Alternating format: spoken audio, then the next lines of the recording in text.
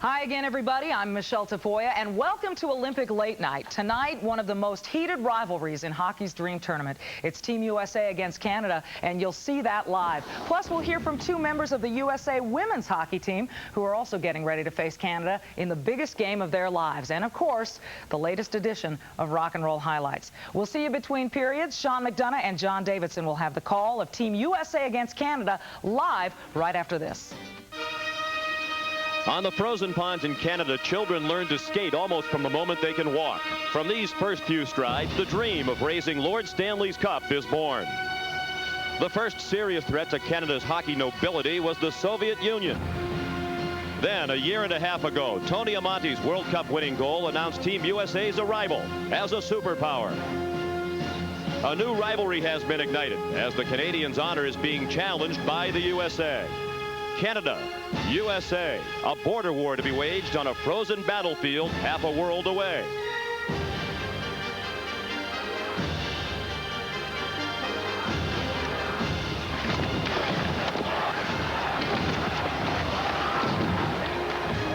Today, America's finest face off against Canada's best.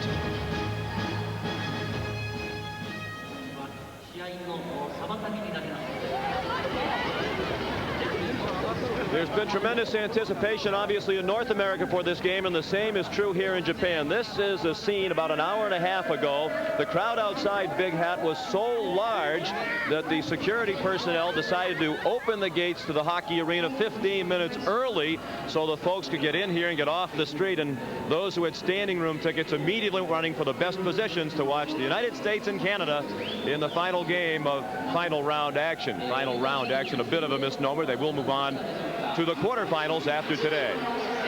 Great scene inside Big Hat, and it's obvious whom each of the fans is cheering for.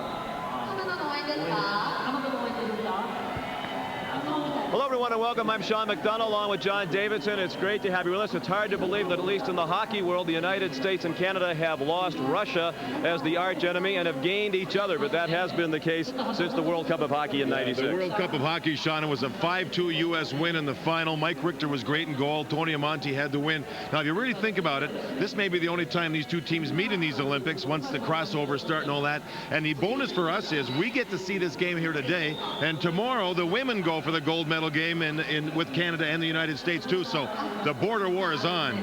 The women's rivalry every bit as heated as this one. Here at the Olympics, both teams arrived as co-favorites for the gold medal in the opinion of most, but the Canadians have been far more impressive with victories over Belarus and Sweden, while the United States lost to Sweden and defeated Belarus. It's simple for Canada today, a win or a tie, and they win Group A, and they'll play the weakest team coming out of Group B in the quarterfinals. The Americans still have a chance to finish atop the Group A standings, but they need a victory today by at least 3 goals. The Canadians taking the ice. And JD, how about the keys for this game? Well, I think more than anything else for Team USA, their win over Belarus, they felt that they played pretty well in the last 10 minutes. The best hockey. They started to get into the groove a little bit. So Coach Ron Wilson's going with the same 4 lines, and he wants to rotate those lines. You need all your forwards in this type of tournament. It's a short tournament. It's big ice. There's a lot of skating. And to me, Mike Richter has to be, I think, the best player on the ice. He's going to be tested by Canada. Canada is a big, fast team. They have a combination of defense and offense, and Mike Richter will be busy. He will be tested. And when they did win the World Cup, he was the most valuable player there. He was awesome in the last game to win it. Canada also, I think when you look at their club, you think about Eric Lindros. Eric Lindros is their captain. And someone asked him, you know, Eric, that's a big burden being the captain of Team Canada in the Olympics where nothing less than a gold is acceptable. He said it's not a burden, it's an opportunity. Well, to me, this is it right here, a chance for him to go head-to-head with Team USA. Down at ice level, here's Darren Pang.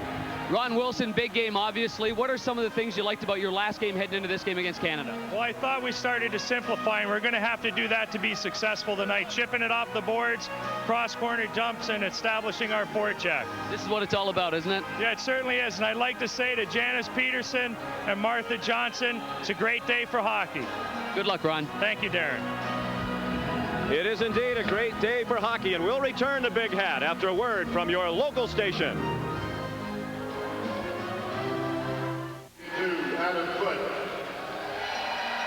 And we welcome you back live inside Big Hat. Live men's ice hockey in the United States and Canada. The Americans coached by Ron Wilson, the coach of the Washington Capitals, formerly the coach of the Anaheim Mighty Ducks. He was the man who led Team USA to its notable victory in the 1996 World Cup of Hockey. It'll be interesting to see what type of strategy that Ron Wilson has for Team Canada. Will they trap? And both these coaches, you can see the looks on their faces. Mark Crawford for Team Canada, they're enjoying the moment here. The Olympics are so special. They're looking around in the crowd, watching everybody, enjoying the whole thing. By the way, with Patrick Roy and Mike Richter going, you get two of the very best in the world against one another in goal. And you heard Ron Wilson mention Martha Johnson and Janice Peterson. Martha, the widow of Bob Johnson. Janice, the widow of the coach Dave Peterson. A great day for hockey was a term made famous by Bob Johnson. He never had a bad day. His team could lose 8 in a row and he'd say, you know what? But it's a great day for hockey. And for Ronnie Wilson to mention that was pretty special. Bob Johnson and Dave Peterson, both longtime coaches in the USA national program. People around the country involved with hockey thought so much of both of them. The street on which the USA hockey offices is located in Colorado Springs is named Bob Johnson Drive. Well, their work and many hours and days and months and years of work have elevated the program to what you're seeing here. This should be a great game. USA and Canada going nose to nose. Even though his mates haven't played very well in front of him, Mike Richter has been excellent in each of the first 2 games for the United States. And of course, Patrick Roy for Canada, one of the all-time great clutch goalies, the winningest goalie in NHL playoff history. The Canadians lead the all-time series in Olympic competition, 8 wins to 2 for the United States and 3 ties. They last met in the last Olympic Games in the preliminary round in Lillehammer. It was a 3-3 tie. Of course, the United States finished out of the medals in Lillehammer and hasn't won a medal since 1980. While the Canadians won the silver, losing in the gold medal game to Sweden in a shootout. Canada is seeking gold for the first time since 1952. Bill McCreary is the referee for this game, a veteran NHL official. He has been tough on players that have talked back after penalties have been called. He'll give unsportsmanlike penalties out. He's also been very tough on hitting from behind with your hockey stick, so players should be aware of that. By the way, Kerry Fraser will referee the next game with Russia playing the Czech Republic. Jeremy Roenick, we understand, approached the coaches about being matched up against Eric Lindros, and he's out there to take the draw with Lindros. And Bill McCreary, last word for each of the face-off participants. Team USA in white. Roenick won the draw for the Americans. Here's Darian Hatcher scaling into the right wing corner, and Wild behind the net. Chris Pronger for Canada. Around the near boards to Shane Corson, rink wide, looking for Rod Brindamore. And in those close-ups of Brindamore during the warm-up, you could see the emotion on his face. Bill Guerin out to the neutral zone for Jeremy Roenick. And it's played away from him by Pronger to Corson at the line. And now Brindamore, who played collegiately at Michigan State, sends it into the corner. Ryan Leach, an assistant captain for Team USA, to Bill Guerin. He flips to center, and Chris Pronger took it down. The Americans change. And Joe Nieuwendyk was offside as Pronger carried the puck across the blue line. Eric Lindros, his first shift was 33 seconds long. He has been bothered by a cold. I think he wants to manage his ice time as much as possible. He just said basically we're all struggling with the cold, but he thinks everybody's got it around here as far as the hockey players go. You can see it, his eyes were glassy this morning when we were talking to him. By the way, Eric, Patrick Roy, Bobby Clark, amongst a couple of other guys, met with Team Canada's women's team, had a private meeting about Team Canada getting off track a little bit. They're not playing as well as Team USA is, so they're trying to calm them down to get them ready for the gold medal game. And Team USA has been just super getting ready for their gold medal game. That's tomorrow here in Nagano. We'll have coverage on CBS. Keith Tkachuk in his own zone, fed it to Chris Chelios. Chelios, the captain of this year's United States hockey team. Pushed back into the zone by Theoren Fleury, longtime member of the Calgary Flames. More than a minute gone by and no score. The two teams feeling each other out and bloody nose along the bench area. No goals, but blood has been drawn already in this battle. Off the face-off, Wayne Gretzky put a shot right on goal as the puck was dropped in the face-off dot. And Richter was called upon to make a save. The player with the bloody nose on the American bench is Adam Deadmarsh. We'll get a report from Darren Pang in a moment on his condition. Matthew Schneider turned the puck over to Brendan Shanahan. Long drive and the right pad save made by Richter. That was a good save. Shanahan has one of the better long shots in the entire world. He can beat a goaltender from 40 or 50 feet. Richter was tested. John LeClaire had the puck deflect into the Canadian bench. Wayne Gretzky's a tricky face-off guy. Generally, you go backwards. Here he goes forwards. Doug Wade also helped it by pulling the puck backwards, and Richter was tested there right off the draw. And then there was the long shot by Shanahan from just outside the blue line. A good view by Mike Richter as his defenseman get out of the way. Let's check in with Darren Pang. You mentioned Adam Deadmarsh, Sean, and certainly they're adjusting his nose a little bit. I think they're a little bit concerned possibly with a fracture there. A little cut under the left eye. Looks like he'll be ready to go momentarily. Nearly 2 minutes played, no score. Brian Leach grew up in Cheshire, Connecticut.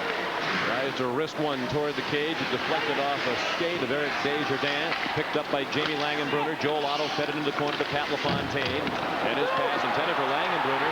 Intercepted. Back comes Team Canada. Desjardins, a wrist shot just wide. And now the Americans break the other way. Langenbrunner tried to feed it to LaFontaine. The late offside here waved off against the Americans as the Canadians cleared the zone. Mark Recchi with his mates in the midst of a line change. Wristed one wide. 2.5 minutes played. An icing call. Chris Chelios was just beyond the red line when he dumped the puck into the corner. No score early in Nagano. Adam Deadmarsh is on the ice. Darren Pang tells us he was in quite a bit of pain on the bench. You can still see the blood stain just above his lip, and he has a bandage on his nose. Never missed a shift. I think he's having trouble seeing. Certainly the blood is still oozing out of the nose, but he hasn't missed a shift. Tough kid is Adam Deadmarsh. Pete Demers, the trainer, did some work on it so he can get back on the ice. Ray Bork across to Rob Blake. Blake was outstanding in the Canadian victory over Sweden. His attempt to flip it into the corner went over the glass. And the faceoff comes to the neutral zone with 16:56 remaining in period 1. Patrick Waugh had the stick stripped away. The training staff at Canada's bench now is taking a stick and putting it all the way down to that end of the ice. As in case Patrick Waugh needs a stick, it's down at the end of the bench where it would be a short change so they can get it quick. By the way, here above the glass in the end zones, it's webbing. A mesh, and the puck will not go into the stands. It ricochets back onto the ice surface. Something the NHL is looking at. They've been impressed with that here. Of course, the play is stopped, but it keeps play moving quicker, and fans don't get injured. We visited with NHL Commissioner Gary Bettman yesterday, and he had a piece of that mesh in his hands. Wants to bring it back to the States. The thing is, it's black here, and what he'd like to do is find the clear stuff, the see-through stuff like fishing line. One criticism, though, of these nets, JD, has been that the pucks stay in play longer. They bounce back onto the rink after whistles, and that perhaps that's one of the reasons why they bounce. They're not frozen after a while. Today's game, Sean, they're going to change a puck every 4 to 5 minutes and make sure they got a fresh frozen one on the ice to try to take away from the loose puck bouncing around the ice surface. They're very aware of it and trying to correct it. Kevin Hatcher with Team Canada in the midst of a change. Hatcher, the older of the two Hatcher brothers who played defense for Team USA, dumped it in behind the net. And here's Steve Yzerman, longtime captain of the Detroit Red Wings. Shanahan couldn't handle his pass. Now Darian Hatcher, the 25-year-old, sent it across to Brian Leach. He drove it in. So far, 4 minutes in, both teams very conscious about defensive play. We haven't seen the odd man rushes. Neither team wants to make the first big mistake. Doug Wade flipped it to the line. Chance to break in, but Joe Sakic couldn't handle the pass from Scott Stevens. That was almost one of them right there. The flip pass, or the flip dump in did not work. Scotty Stevens read it beautifully, and Sakic nearly got away. Off the draw, the Americans in control. Chris Chelios fed the puck to Gary Suter. This defense pairing of Chelios and Suter, also teammates with the Chicago Blackhawks. Each played at the University of Wisconsin. Pete Primeau heading the other way for the Canadians. He was stopped, and Joel Otto flips it in on Waugh. That's interesting. You have 3 of them there. You've got Suter, Chelios from the University of Wisconsin, along with the goaltender, Mike Richter.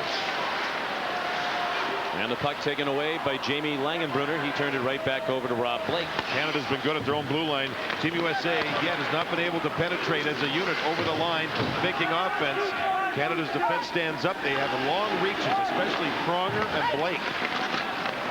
More than 5 minutes played. Chelios couldn't knock it in. Pronger batted it right out of midair. And the Americans are offside. That's that reach at the blue line. Pronger's got a long one.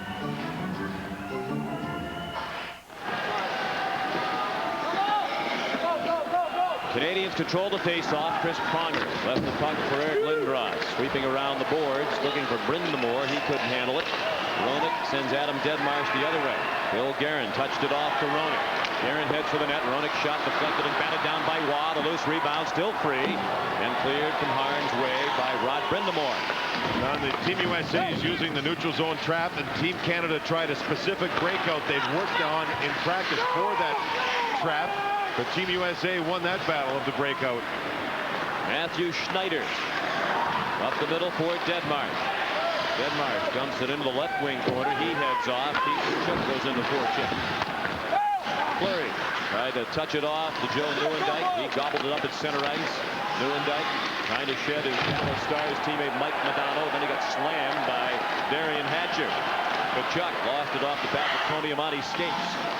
McDonough made a little move just outside the line, dragged the puck behind him, and the play was offside. Let's talk about that breakout that Canada wanted to use. Well, first of all, as you see the puck move ahead. Now stop it there, guys. As it's set up, you'll see Team USA trying to play the trap. The puck is fired out. We'll roll it ahead some. Actually, that's not the correct one. We apologize. But Team USA has been really good here in the neutral zone. Canada now not getting the flow that they want.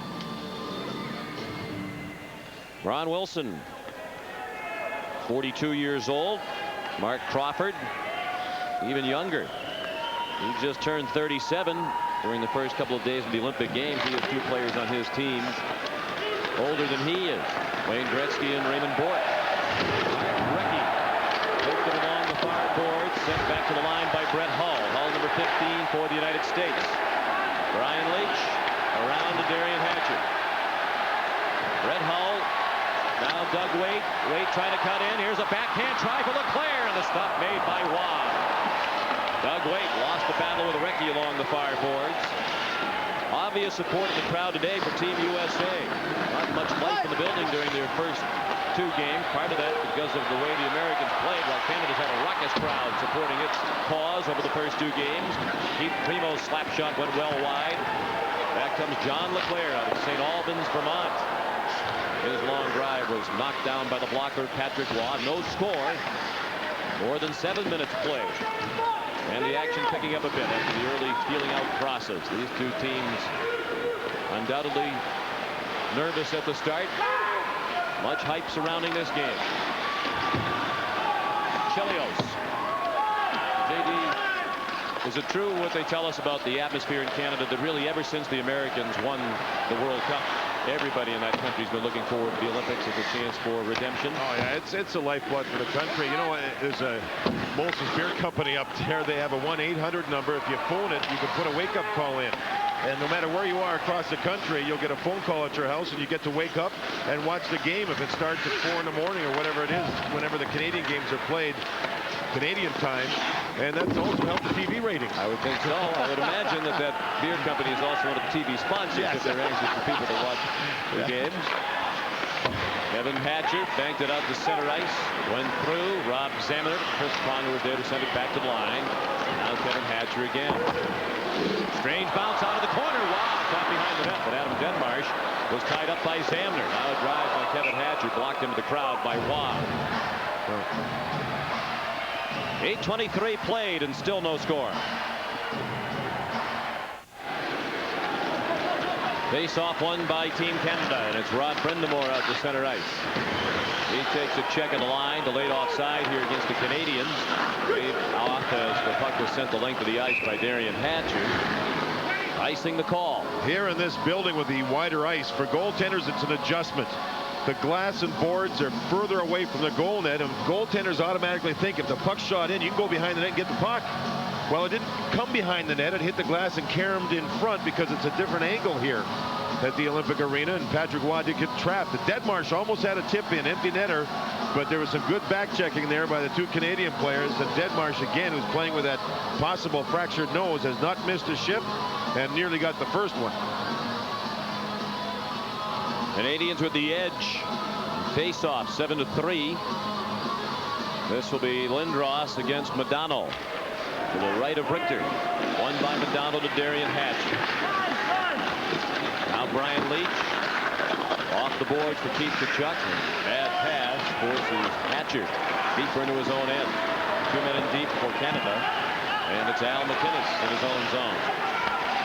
Scott Stevens, Jersey Devils. Out to the red line. Taken away by Keith Tkachuk. Now McDonough dumped it back for Brian Leach. And his shot was blocked by McInnes. McInnes up the middle for Shane Corson. Lindros tried to feed it back to Corson and it missed. And the Canadians change lines. Corson stays on to go into the corner and forecheck. That is the best Team USA has looked in their own zone so far in this tournament. They are really concentrating. You can almost read their minds. Look at that play by Leclerc. His team was changing, so he regrouped, moved the puck back. Now his team can challenge.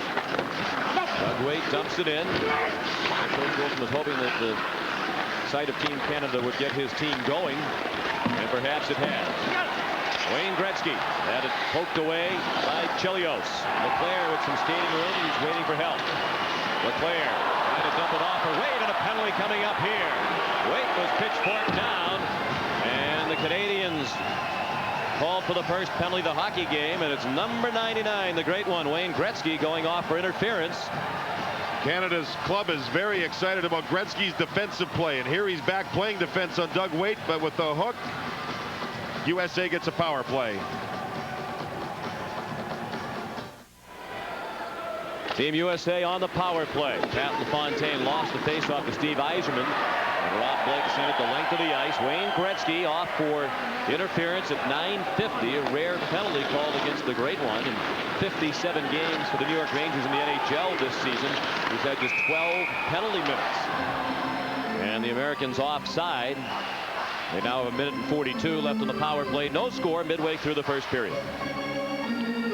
Pat LaFontaine will get specialty ice time on the power play. He's one of the better power play people in the league. Dallas Stars, their power play is ranked #1, so Mike McDonough gets to play on the forward line right now with LaFontaine and Tkachuk. It's an interesting power play. You've got a quarterback in Leach. You've got a big guy in Kevin Hatch, who's got a good shot from the point. McDonough will skate all over the place. LaFontaine's a face-off specialist, and Keith Tkachuk, he'll stand right in front of the net. He's very good at finding loose pucks around the front of the goal net if their power play gets set up. Rob Blake banked it into the American zone. Ryan Leach for Team USA with Rob Zamener, excellent penalty killer in the forecheck. Zamener picked for the Canadian team is somewhat of a surprise for his role-playing ability. The shot by McDonough was blocked. Still free, bottom of the circle. Tkachuk sent it to the board. LaFontaine, the Leach, and back to Pat LaFontaine. They're teammates with the Rangers, LaFontaine and Leach. Bad pass by Leach. Hatcher couldn't play it, but the puck was not cleared out by Yzerman.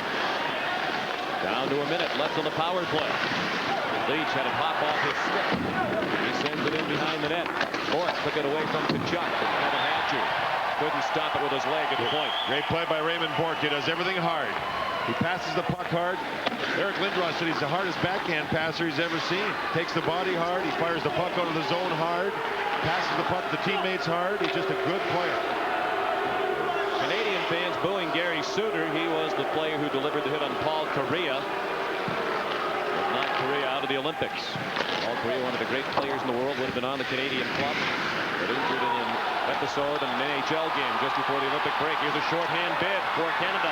Primeau out in front, and he backhanded one wide. He had Richter down, but missed the net. 15 seconds left on Gretzky's penalty. John Leclerc trying to work on Pronger. Pronger used that long reach to poke it away. And it comes back to Leclerc. Right out in front. His backhand stopped by Waugh. 2 seconds left on Gretzky's penalty. He's out of the box. Hand to the bag at full strength. Suter with a rolling puck, had trouble with it out in front.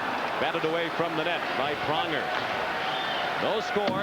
8 minutes remaining in the first period. Sean McDonough, John Davidson, Darren Tang, Big Hat, delighted to have you with us. And the playoff side, Gretzky diddled outside the line, and Darren Fleury slammed his stick down to the ice and barked at Gretzky of all people. One great scoring chance for each team on the Team USA's power play. Team USA tried to set up their power play, and Canada played a very tight box. They didn't challenge too much. Here in the big ice, you can't go running at people unless there's a loose puck. Now there's a loose puck, and you see Canada go running at the and get the puck. Yzerman couldn't get it out. Now the Canadian team again recover defensively.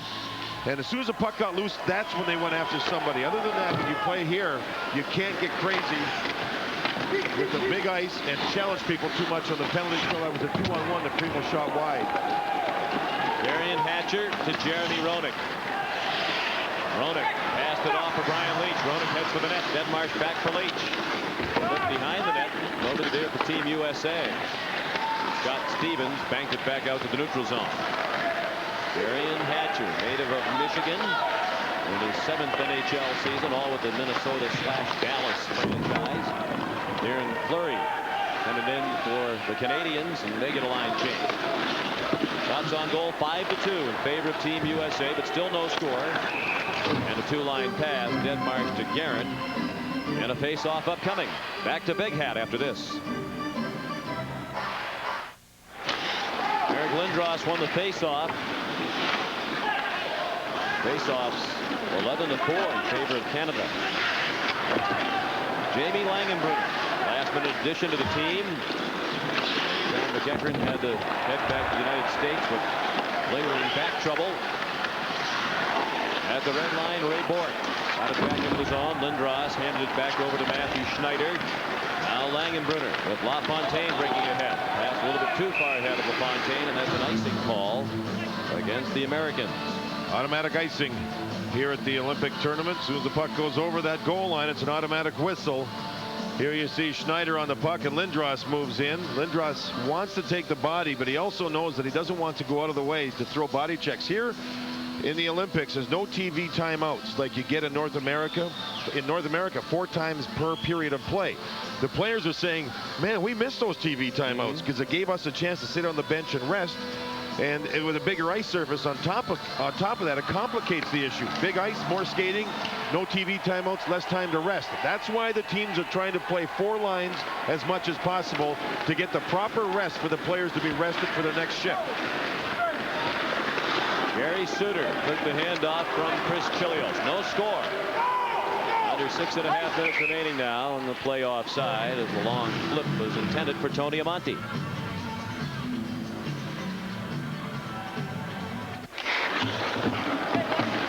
Off the draw, Al McInnes drove the puck in. And it's Gary Suter taking a whack from Joe Sakic. The puck moved forward, and there's a penalty coming up, perhaps for that slash by Sakic. Play offside, and that is the call. Joe Sakic going off for slashing, so the Canadians will be shorthanded for the second time. This is strange. You see Gretzky take a minor, you see Sakic take a minor. That just doesn't happen very often. So Team USA gets their second power play. They had one good scoring chance on the first one. That was an in-tight backhand play by John Leclerc that Patrick Roy made the save on. And there you can see the slash to use the stick of Sakic across the left knee of Gary Suter. So Suter draws the power play for his team. See how Sakic battled to get around McDonough, then he comes down hard with his stick. McDonough had picked Sakic off. Team USA with their second power play. They had one shot on goal during the first man advantage. The difference here is Brett Hull is going to start this one, and if he gets open on this big ice surface on the power play, he loves to shoot and shoot quick. And he has one of the best shots in the history of the game. Doug Weight banked into the zone. He got taken down in another penalty here. Domner will go. He just reached out and grabbed a hold of Brett Hull and threw him to the ice. And we have seen 5-on-3s in this tournament almost become automatic goals. Of course, not many are against Patrick Roy, the goaltender, but you'll see Weight dart through the middle, and he got grabbed by Zamner's left hand. Ray Bourque played him pretty well, but Zamner let go of his stick with one hand and pulled Weight down. Look at the left arm of Zamner. Boom. Down goes Doug Weight, who kept on working, and all of a sudden it's a 5-on-3, and this is a 1 minute 40-second 5-on-3. Brett Hull wants to shoot now. I'll guarantee you that. Zamner off for holding, 14-16. The first 2 Team USA goals against Belarus in their second game of this tournament were scored on 5-on-3 power plays. Both of those for too many men on the ice, so they were awarded to Team USA by bad plays of the Belarus. Now here, Yzerman and Weight. Yzerman has been good on draws. Now Team USA goes to work. Big face-off won by Weight. Chelios and Leach the point man. Chelios a drive to save by Roy. Now Hull from the slot, blocked down by Roy. Chelios has scored the first goal in each of the first 2 games for the Americans. Hull's shot deflected out in front. LeClaire was knocked down in front of the net. Canada gets the first man back in a minute 20. The shot whistled wide by Hull. It's a shooting gallery now. That's Brett Hull's shooting gallery. Leach with LeClaire screening. Leach to Hull. He hit the goal post. Chelios to Hull again. Leach. Hull lets it rip wide. They're all too high, Sean. All the shots are too high. Leach. Hull. Pressured by Blake. Leach kept the bouncing puck in. The first man back in 50 seconds. Chelios off the glove of Waugh. That shot appeared to be heading wide in any event. Chelios. Leach. Now Hull moves to the near circle. Hull screens for Chelios. Wait. Leach. A lot of room. Leach a shot. Blocked by Waugh. And cleared by Blake. And Canada will change. Team USA does not change anybody. Wait back into the zone. The first man back in 25 seconds. Wait along the near boards. Wait. Leach a drive. Save Waugh. Wait to Chelios. Chelios his pass blocked and cleared by Trevor Linden. Patrick Waugh. That's world-class goaltending. Patrick Waugh, sensational. 5 saves he's made, plus a goal post, plus a couple of shots wide. The first man out. Sakic out of the box. Suter. Now a 5-on-4 power play. That has just 13 seconds remaining. This could be a big lift for the Canadians if they kill it off. Hatcher had his shot blocked. McDonough's follow-up over the net. 5 seconds and Xander's back. In the corner, Pronger. McDonough blocked it in the corner. McDonough out in front. Suter wristed one wide, and the Canadians are back at full strength. Xander just out of the box for Joe Sakic. Sakic with Xander 2-on-3. The trailer is Gretzky. Down low, goal! Rob Xander.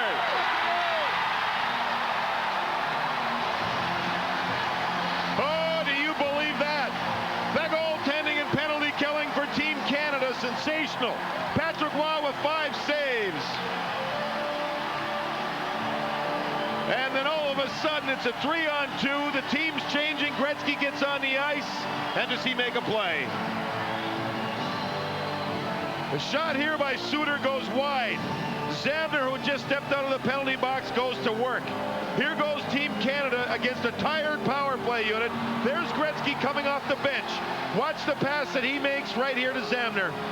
Empty netter. Mike Richter, no chance. What a swing of momentum. 5-on-3 for Team USA. They did everything but score. And it expires. And Gretzky makes the great pass. And it's 1-0 Canada. Xander from Gretzky and Sakic at 16:30. First goal of the Olympics for Xander. The selection of Xander to the team, widely criticized around Canada. Many asked, how could you leave Mark Messier off the team and take Rob Xander? Well, his play in the first 3 games has started to answer that question. He took a bad penalty here to put his team down 2 men, but he redeemed himself coming out of the box. Sakic with a great pass. Gretzky faked a shot that froze Richter. Richter had to move out because he thought Gretzky was going to take the big slap shot. Instead, Gretzky changed gears with his stick on the way down to the puck. Stopped almost at the puck, made an isolated pass across to Xander, and it's 1-0 Canada. What a couple of minutes of action that was. You see it all the time, JD. A 2-man penalty kill can be a great lift to a hockey team. We haven't seen the 2-man power plays not work much here in this tournament. There's been a lot of them. But when Patrick Waugh, I mean, that was sensational. Brett Hull's shots to me were too high. He did hit the goalpost once. Waugh made 5 saves, a couple of shots blocked. One shot hit John LeClaire, who was standing in front. And Canada just seemed to build on it. Here's Brian Leach, head up, looking where he wants to shoot it and lets it go. Waugh takes away the low portion of the net all the time. He's down, makes another save. LeClaire was waiting for the rebound. And remember, players away from the goaltender can be in the crease in this particular tournament, different than the NHL. Credit some of those penalty killers when they had 3 men out there. Adam Foote, Chris Pronger, Trevor Linden. Here's Jeremy Roenick. Back for Team USA. Dumped it for Deadmarsh. Poked to the near boards by Scott Stevens. Here's Rod Brindamore. Forced to stop just inside the line by Chelios. Sent in deeper for Corson. He's wrapped up by Suter. 2:40 left in the period. 1-0 Canada on a goal by Rob Xander. Al McInnes. And now Scott Stevens. He drove it into the zone, and the play whistled down for an offside call. You wonder if that was the defining moment in this game. You always look in a hockey game for moments that change the game. I know it's only the first period. There's plenty of time ahead, but what I mean, this was bigger than most sequences. A two-man advantage for 1:40 seconds, and Patrick Waugh just really got the job done for his team. And then Gretzky's fine pass to Zamner, who had come out of the penalty box. Team USA's power play looked good. They moved the puck all over the place. Hull was in a shooting position, but they couldn't beat the goaltender. They did everything they could except score, and as you said, part of that's Patrick Waugh, part of his shots not being on net. Joe Nieuwendyk and Pat LaFontaine on the face-off. Zamner back out for the Canadians. Nieuwendyk centering Zamner and Fleury. Rob Zamner, the goal scorer.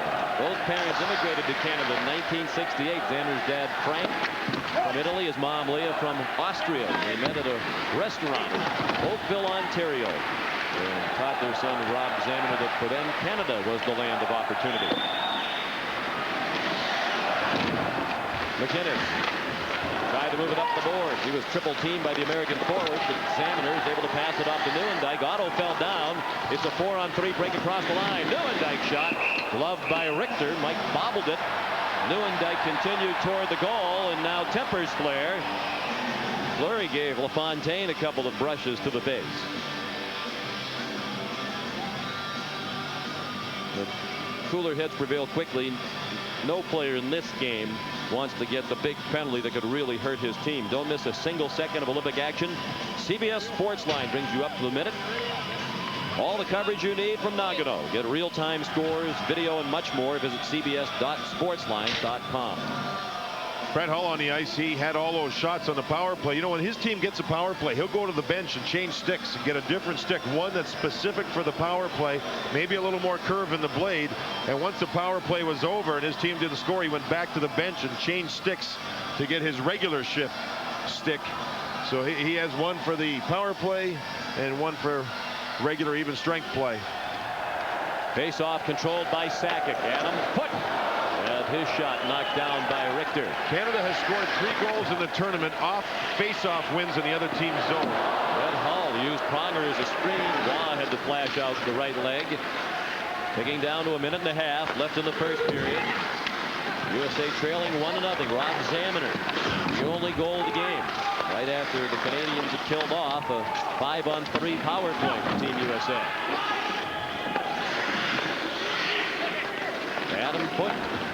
His goal in the deciding game of the World Cup of Hockey got lost. He gave Canada the lead with about 7 minutes to go in the third period, 2-1. His players on his bench were calling him Paul Henderson after another Canada hero of international competition. Nice save by Waugh, the drive by Amonte. USA's defense has been good, and they're countering. That was a good shot by Tony Amonte, and Patrick Waugh, he's been better than just good here in the first period. That was a labeled shot by Amonte, and Waugh kicked it out. Now Scott Stevens up the middle, touched into the zone by Yzerman. Again, USA playing the trap in the neutral zone on this big ice surface. Canada had even strength there. The flow offensively, they haven't gotten it going. Shanahan puts it to the top of the crease, gloved there by Richter with 27 seconds left in the period. Patrick Waugh has good feet. He loves to go down to his knees, spread his heels out, and you'll see Tony Amonte here, the left-handed shot on the right side, used Scott Stevens as a screen, and that went off the lower portion of the pad, almost at the toe of his goal pad. Great shot, great save. Just two guys doing their thing. Patrick Waugh as a kid almost quit. His goals against average was real high, and his mother's the one that talked him into coming back and playing hockey. Daniel Bouchard, who was a solid goaltender in Atlanta and also up with the Quebec Nordiques, was the idol of Patrick, and at one time he gave Patrick a goal stick. Patrick went home and slept with it. That's how much he loved hockey, and sure enough, he's become Canada's #1 goaltender. And anointed the #1 goalie throughout this tournament before the competition started by Coach Crawford. Guerin in deep, passed up a chance for a good shot, and it was an errant pass. Now Lindros working on Suter. Suter holds him off. The puck slides into Richter, and Lindros, when waving his stick in the direction of Richter, and Chelios didn't like that. A lot of scrums now as this game moves along. Scrums after the whistles. Nice save by Richter, but a better play by Gary Suter. Suter's brother was a player with the 1980 team, Miracle on Ice. Brother Bob that won the gold medal. Gary said he's looked at the medal, but he's never worn it. And on this play, Gary Suter does a nice job against the bigger Eric Lindros, and he had to put his body in front of Lindros and did that. You'll see Lindros move down the ice, get the puck. Now watch Suter move across. He's a left defenseman. He's moved over to the other side and stays body on body. Look at that, body on body, and you can see Big Eric couldn't get through Suter to get the puck to have the clean shot on Mike Richter. That's good, solid defensive play. Chelios went to the bench with Lindros' stick and threw it in behind the bench, and there Lindros has gone over to the bench and gotten it back. Chris Chelios, he grabbed it, he skated over, and he took the stick and dropped it in. Look, he's got two in his hands. He's got two of them.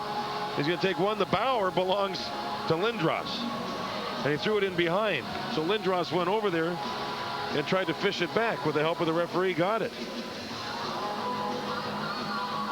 Apparently he didn't like the fact that Lindros whacked at the puck as it was at the knees of Richter. There's Lindros. He has 3 more on the bench, 4 of them ready for the game. It doesn't much matter to Chris Chelios the way he competes. He'll do anything he has to win. I guess that includes taking the stick away from Lindros. Nieuwendyk to take the face-off with Roenick.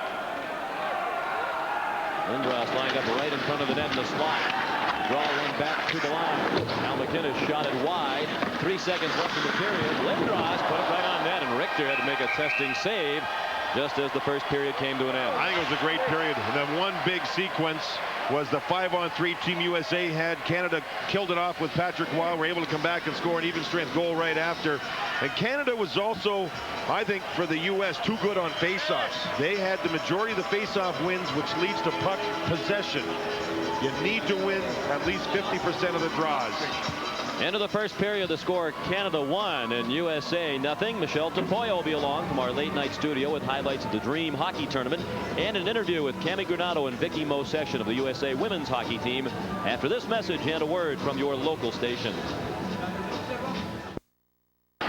Except for the one goal, and that was a great play by Gretzky. Leach tried to check Lindros, and Lindros just bowled his way through. Puck round back with Team USA, and here's Leach. Jeremy Roenick, and now Brian Leach sends it in wide of Waugh. Patrick speared it into the corner. Roenick, Guerin, and Dedmark. The line for Team USA. Lindros with Brindamore and Push at the moment for Team Canada. Here's Guerin. Across his own line, a hit for Dedmarsh, and the play offside. Adam Dedmarsh was actually born in British Columbia, but has dual citizenship and is playing for Team USA as he has since he was a teenager. When he first started playing international hockey, the USA national team showed more interest in him than did the Canadian team, so he started in the American program and has remained in the program. His mom is a native of Washington State. Ronnie Wilson and his club. Lots of support from people across the United States. They've had faxes. In fact, hanging up on the wall is one from Vice President Al Gore and Mike Ruzioni, who scored the big goal in 1980 for Team USA. He sent one for support for his hockey club. Along the near board, Hall and Gretzky battling. Check thrown by John LeClair on Rob Blake. More than a minute played, second period. USA trailing 1-0. LeClair takes a shove from Blake. LeClair has Brett Hull for a one-timer right on, and Waugh made another big stop. There's great strength by the winger LeClair. He's very hard to knock off the puck. And when he saw Brett Hull just standing there at the top of the circle, now you have to remember Brett Hull's a right winger, but he's a right-handed shot, so he can face the passer when he moves across the ice, and then he can shoot it right off the pass. And so far, with the Hull-Patrick Waugh battle, it's all Patrick Waugh. He robs him again. Patrick Waugh moves across, reads the play. Beautiful shot by Brett Hull. My goodness, did he step into that. And Waugh moves across. Look at the hole between the legs and watch it tighten up. Boom. And that's when the puck hit him. Great goaltending, great pass by LeClair, and a great shot by Brett Hull. Brett Hull, when he was growing up in Winnipeg, Canada, his dad was playing in the old World Hockey League, the WHA, and Brett would go there and practice with his father and the other players, and Brett at that time would work on a shot. He had a shot, his dad said, it was better than half of the players playing for the Winnipeg Jets at the time, but that time he was stopped by Patrick Waugh. He and his dad, the great Bobby Hull, have had kind of an up and down relationship over the years. His parents divorced when he was a young boy. There were stretches of time when he wasn't particularly close to his father. They have a cordial relationship now, if somewhat distant. More than a minute and a half played in the second period. It's 1-0 for Canada. Here comes Joe Sakic, who assisted on the goal. In the corner, Keith Primeau put a hit on Matthew Schneider, but now there are two Canadians trapped behind the play as McDonough carries. McDonough across the line. His wrist shot deflected wide by Adam Foote. Foote, a defensive defenseman, has played very solidly in the first 3 games. McDonough couldn't handle the pass up high. Now Matthew Schneider back into his own zone. Schneider now a member of the Toronto Maple Leafs. Kevin Hatcher, Tony Amati, off for Mike McDonough. McDonough out in front, intercepted by Scott Stevens. 17:45 remaining, second period. Team USA trails 1-0. Rob Zaminer, the goal for Team Canada in the first period. Leach wrapped up by Fleury. Now Darian Hatcher behind his own net. Both teams playing the trap. Now here's Team USA with a set breakout. They have to get through the neutral zone with the puck. It doesn't work there. Now there's icing against their club. So both these teams playing a similar style in the neutral zone. Joe Sakic. Oh, referee gets in the road. Primeau with a big hit.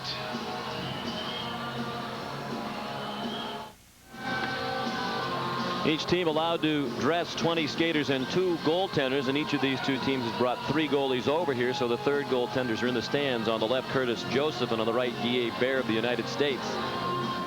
And they're having a friendly chat. And right across the aisle from each other. Long pass, and that's onside. Pat LaFontaine now waiting for help. Has help from Joel Otto. He centered one. Eiserman got a stick on it.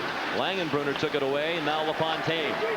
With Darian Hatcher in the corner for Langenbrunner. Out in front, Otto. Down low, LaFontaine put a shot right on, and Waugh again squeezed the legs together. Pat LaFontaine having a good shift. You know, this was a set face-off for Team USA. LaFontaine's way over there. And now when his team wins the puck, he's going to vacate the zone. And you can see how the puck is fired up the middle, and there he is. This allows Team USA to get out of their zone into the other zone real quick, and therefore get some offense. And here's LaFontaine staying wide, and it's 1-on-1, but with a rolling puck. Waugh made the save. Another rolling puck. I was talking to Brian Lewis. He's one of the NHL officials, telling me about the pucks. He said he went and checked the temperature of the pucks. He said the pucks are frozen with the exact same temperature in the locker, the freezer, that the ice is here. And they're kept in this box on ice, and they try to keep them the same temperature that when they come out of the box and put into play, same temperature the puck is, same temperature the ice is, to try and get some consistency. So they're really working at trying to keep the puck away from jumping around. 17 minutes remaining in the second period. Canada has a 1-0 lead on a goal by Rob Zaminer. Ray Bourque ahead to James Corson. Now Rod Brindamore sweeps it in, and Lindros goes in behind the net after Richter. Richter played it around to Bill Guerin, now a member of the Edmonton Oilers after a trade during this NHL season from New Jersey. Chelios bounced one wide. Adam Denmark kicked it in behind the net for Roenick. Roenick kicked it away from Raymond Bourque, but right to Eric Lindros. And here's a 3-on-3 to the neutral zone. Shane Corson, his drive sailed over the head of Richter. And it's Lindros at center ice. Turned it over to Roenick, who gave it right back to Lindros. Lindros trying to power his way to the net. Took a shove behind the cage from Chelios. Roenick went down. Adam Denmark stunts the Americans the other way. Suter had trouble with the puck, but got it to Guerin. Guerin with Denmark heading to the net. Trying to throw it in front, and Adam Foote blocked the pass. Theron Fleury ahead for Joe Nieuwendyk. Nieuwendyk has Zaminer just on the ice, and he was stopped from the bottom of the circle by Richter. Zaminer was wide open because he just stepped off the bench. Shot from the point from Pronger was blocked out in front. And it's cleared out of the zone by Adam Denmark. 15:40 remaining. Second period, 1-0 Canada. Here's Zaminer, who has the only goal of the game. Centering pass too far ahead of Nieuwendyk. And Doug Waite hits a sand wedge out to center ice. Gloved ahead by Stevens, touched by his teammate Fleury, and a hand pass call. You know, you have these long benches here in the Olympics, and sometimes players jump off the bench at the other end of the bench. And here comes Zaminer right at the blue line, and Team USA didn't see him.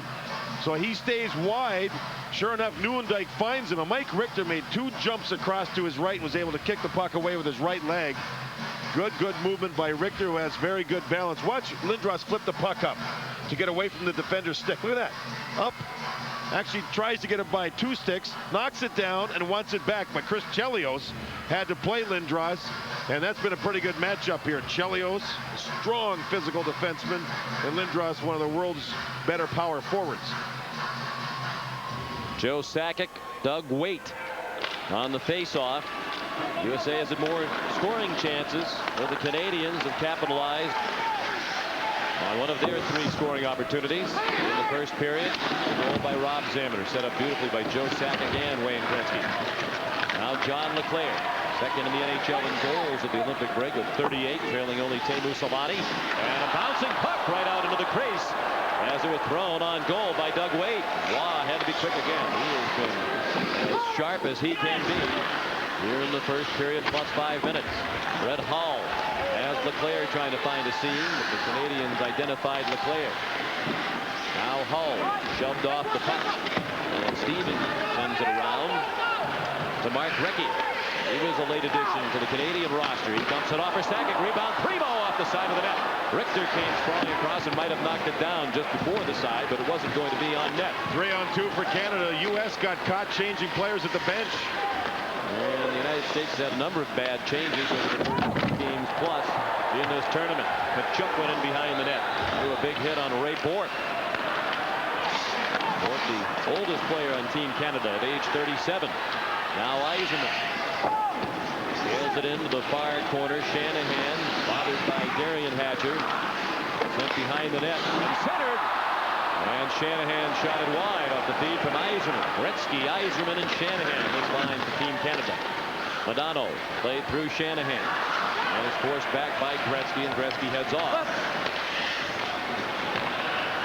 13 minutes, 45 seconds left in the second period. 1-0 in favor of Canada. Bouncing puck for Brian Leach. Fleury, the forechecker. Tony Amonte. His career really took off after that World Cup winning goal in 1996. He's had his best NHL season since. Amonte with a rolling puck. Shovels it in deep for Langenbrunner, and the Americans change. Foot takes down Langenbrunner. Centering pass by Otto Crease. Puck right on net by LaFontaine. And skated away by Pronger. Now a 3-on-3. Linden back to Pronger, defenseman. Helped him lead the rush, and he got jarred by Chelios, who fell down but passed to Suter. Now back into the corner for Chelios, and Suter took it. Now Chelios upended, and the shot wide from Fleury. I mean, the heading is just spectacular. The grit these 2 teams are showing. You can see they want to play the body, but at the same time, they don't want to take penalties. Lindros shot it wide. Foot hustled to keep it in, but it skated right back out by LaFontaine. Pat tried to make a move. Linden couldn't find it at his feet. Now along the far boards, Trevor Linden. With 12:40 remaining in the period. The Lindros. And he slides it in. Corson first in. He runs into Suter. They both go down. LaFontaine around for Denmark. He takes a hit from Brindamore. And that goes the length of the ice, an icing call against Team USA. Patrick Waugh, the story here in the first period and a half.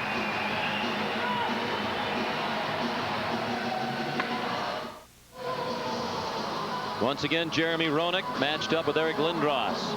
Always keep in mind, Canada has 3 goals off of face-offs in this tournament. Again, Team USA keeping their winger wide. The draw one to Brindamore. Testing shot after Lindros won the face-off, and Richter flashed out the They're pass. just so good on face-offs, especially Eric Lindros, one of the best. Matthew Schneider couldn't contain Corson in the corner. Desjardins blocked by a sprawling Denmark. Now a centering pass by Desjardins, picked off by Roenick. And Lindros brought it back in from outside the blue line. With a teammate still in the zone, the play is whistled down for an offside. Denmark appears to be okay after getting bumped in the first period and a possible nose fracture. Again, Canada has set plays on face-offs, as do most teams. You can see Team USA keeping a player wide in case of, but here's a clean win, and Brindamore with the shot. Richter stayed, he kept his balance and moved right out above the goal crease, made a good save. Now here's Deadmarsh blocking the shot. Remember, he's already gotten one injury in the game. He went down front body first, where you have the majority of your protection, and made a nice save.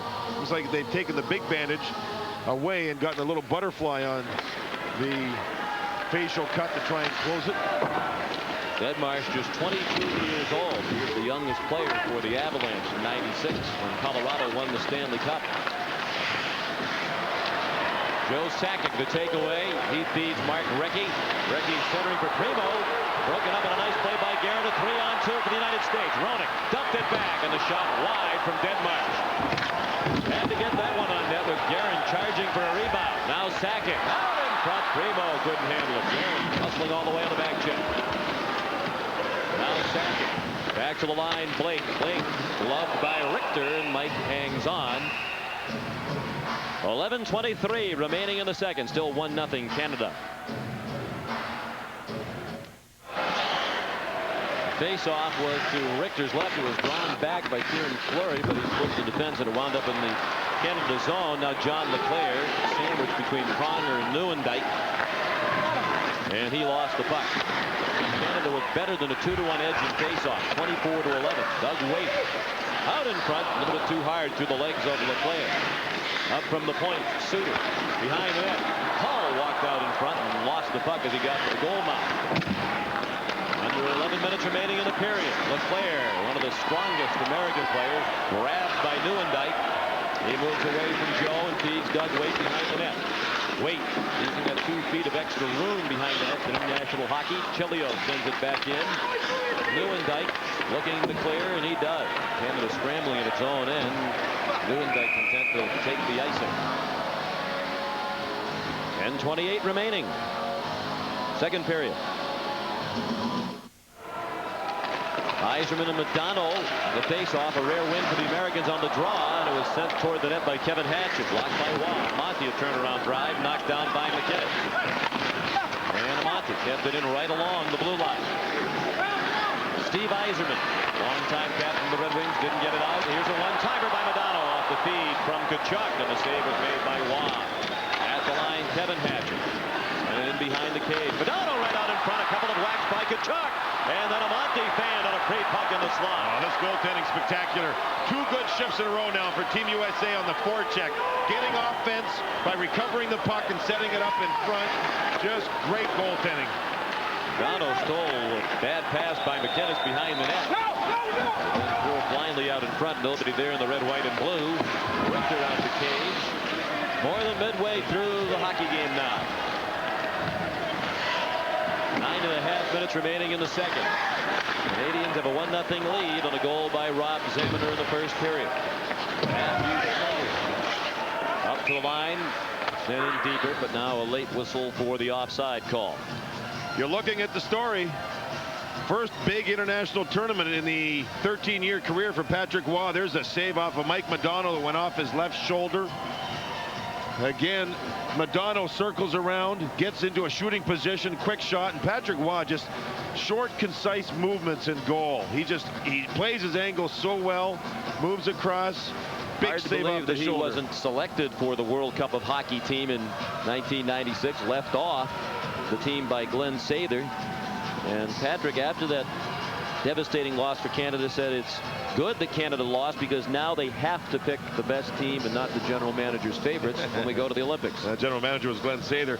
Patrick didn't really want to play for Team Canada in a lot of the international hockey because his younger brother had been picked and played on a team that represented Canada. And then when it came to time for a tournament, his brother got released when they brought in some NHL players, and he was mad at him. But this is the Olympics. It's a whole different story. And right now, I think the country of Canada is happy he's there. He has been busy, and he has been great as Team USA has carried the play. And a steal of an errant pass by Otto. LaFontaine taken off the puck by Bourque, and Blake banks it back out to the American line. Darian Hatcher across to Brian Leach. Leach played on the 1988 Olympic team.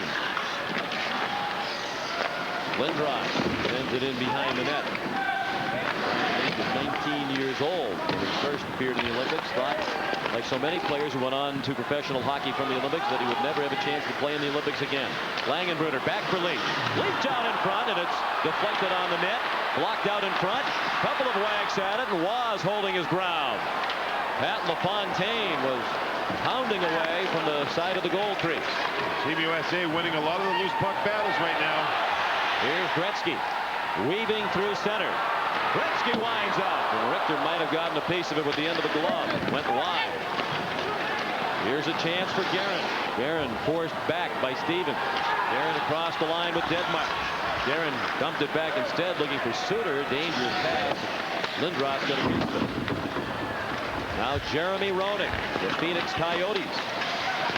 Drops it back, Suter. His drive blocked by Primeau. Chilios through a screen, never reached the net. Recchi blocked it, batted out of the air by Guerin. Into the near corner for Roenick. Team USA starting to apply pressure now with regularity. Still trailing 1-0. Guerin, his shot blocked. Roenick shot it wide, right off the backboard to the side of the crease. Scott Stevens up the boards.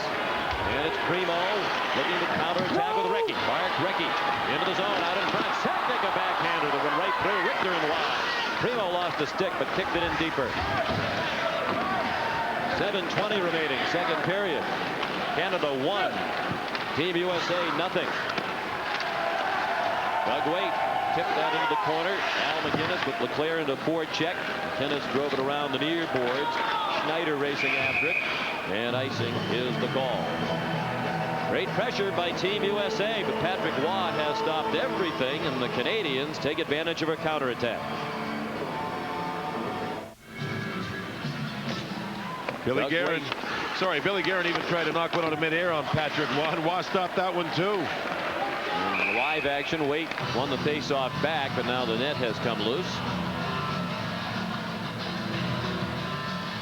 And Bill McCreary places it back on the moorings. Going into this game, we thought that Mike Richter would have to be the best player. Patrick Waugh has had to be the best player. Darren Pang.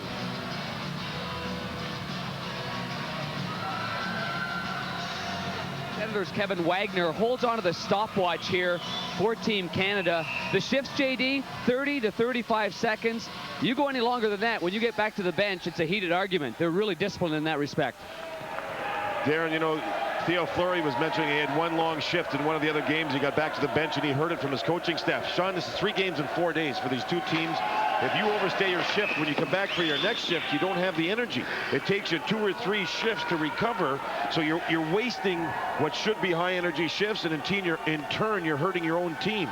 So I think both teams are being very strict with the length of the shifts. 30 seconds out there hard, and think about getting back to the bench to get a fresh group. And remember, both teams trying to rotate 4 lines. Lots of players playing here. Doug Waite on the face-off. He sent it toward the net as he took the draw with Joe Nieuwendyk. 6:50 remaining, second period. John LeClaire trying to power in, forced behind the net by Pronger. LeClaire stops in the circle, shoots. Waugh the save, rebound free, Hull from his knees. Waite stopped by Waugh. And a penalty coming up here. Team USA is winning the battle down low. They did it again. And this time there's a penalty as Zamner goes for his second one. Brett Hull was in front. He was dragged down to the ice. And Team USA has earned this power play. They have Sean worked here for shift after shift after shift, getting offense. And Patrick Waugh stopped everything. Now you can see Team USA sending 2 men to the front. And one of them is Brett Hull with Zamner. Watch Zamner pull him down. Loose puck in front. Zamner just tackles Brett Hull, who tried to get to the loose puck. Waugh stopping everything. And now the U.S. club will get another chance on the power play. Good save by Waugh. And you'll see a second shot here, not by Hull, as the penalty's taken. Right there is a shot by Doug Waite that Waugh makes a save on. Zamner with a tackle in front. There's a rebound. That tackle stops Brett Hull from getting the shot. And then all of a sudden, here comes Doug Waite. And Waite shoots it, and Waugh stopped that. So it's Zamner for holding at 13:25. And Americans are on the power play. 0 for 2. They peppered Waugh during the 5-on-3 advantage. Yzerman trying to drag it through Kevin Hatcher. Primeau scores! Short-handed goal for Keith Primeau. Mike Richter not happy here. He wants something looked at. Lou Lamoriello, the general manager of Team USA, looks on. They want something. It's a play that's a shorthanded goal as Primeau followed up the play, powered through 2 different U.S. players to get there. The goal will be allowed. It's 2-0 Canada. Leach tried to keep the puck in at the blue line. It's fired around. Leach reads the play. The puck goes off him. Now watch Primeau right there. He follows the play up. Leach and McDonough get to him. But look at how he got up. Primeau did, was able to score the goal. Primeau didn't quit on the play all the way down the ice. He was hauled down, got up, and you see the puck go through. Richter. Yeah, the play that Team USA was talking about was Yzerman running into Richter. Richter couldn't make the save. Hey, that should have been a penalty. Certainly should have. That's what the Americans were protesting, and they showed the replay that you just saw on the big screen here, and that had Ron Wilson in an open doorway hollering out at Bill McCreary. Well, they had a valid point as we have face-off penalties coming up to the 2 centermen right now. And looking at the play, when Yzerman was off balance, he put his stick up. He ran into Mike Richter. Bill McCreary did not make the call. Primeau followed up and scored a sweeping wrist shot for a shorthanded goal, and another big goal for Canada. And matching penalties to Steve Yzerman and Doug Weight.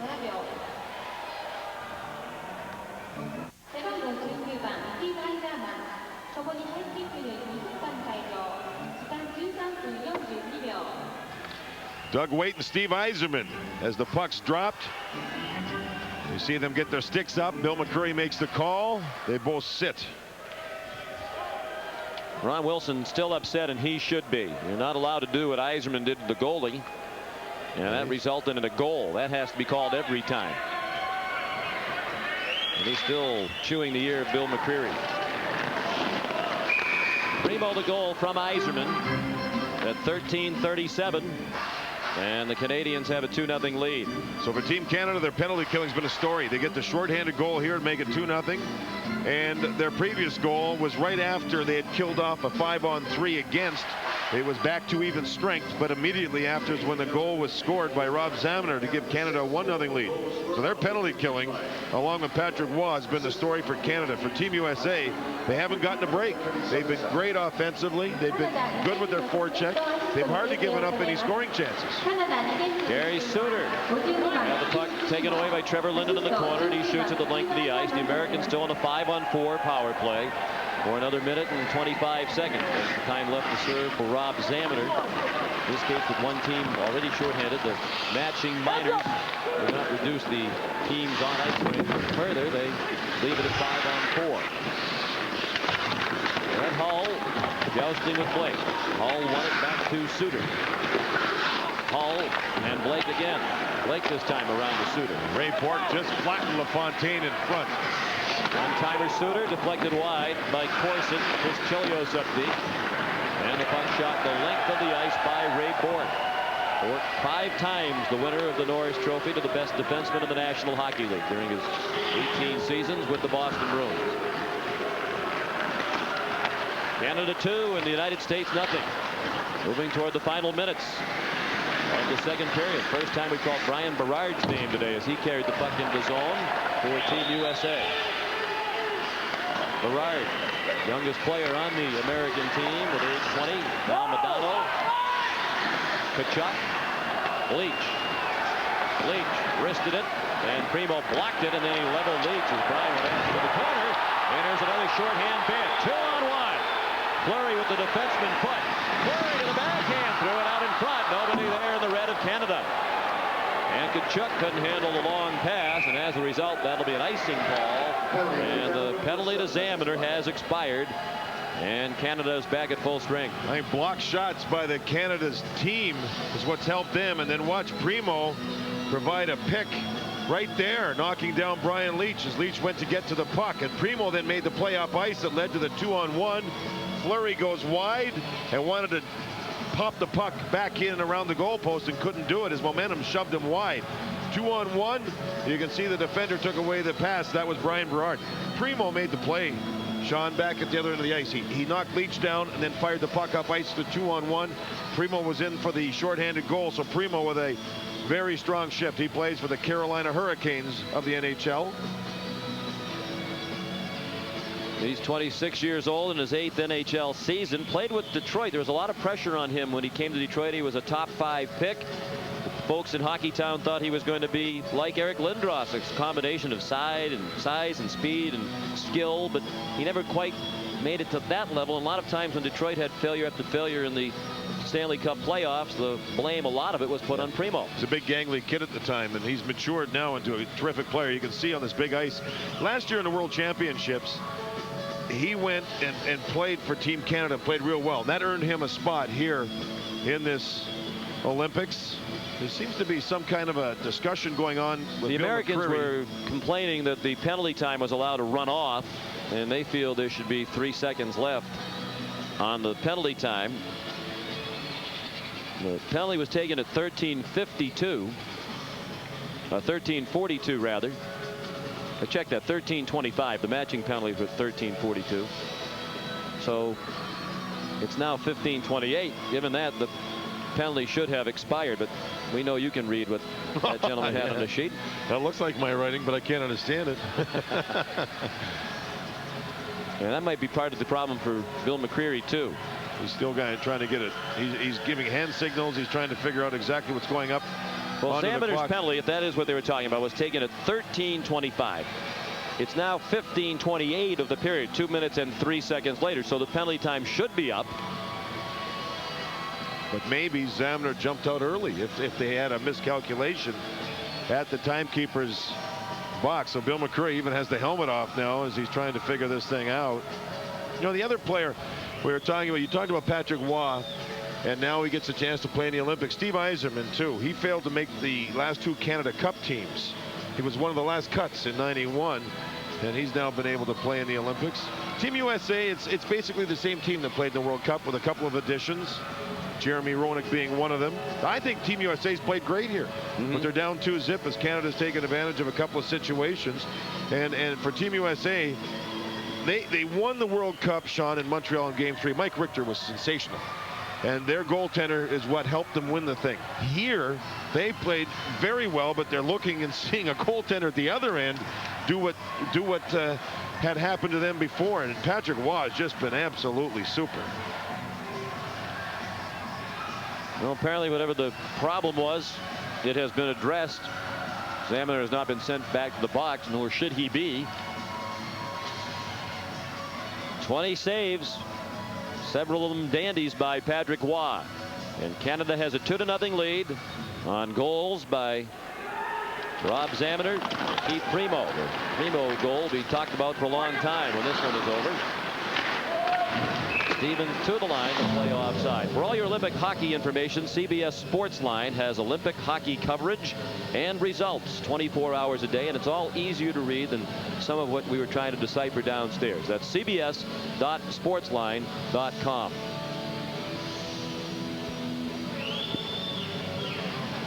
Roenick again matched up with Lindros. That's been the pairing since the opening faceoff. Canada is the home team, so the Canadians have the last line change.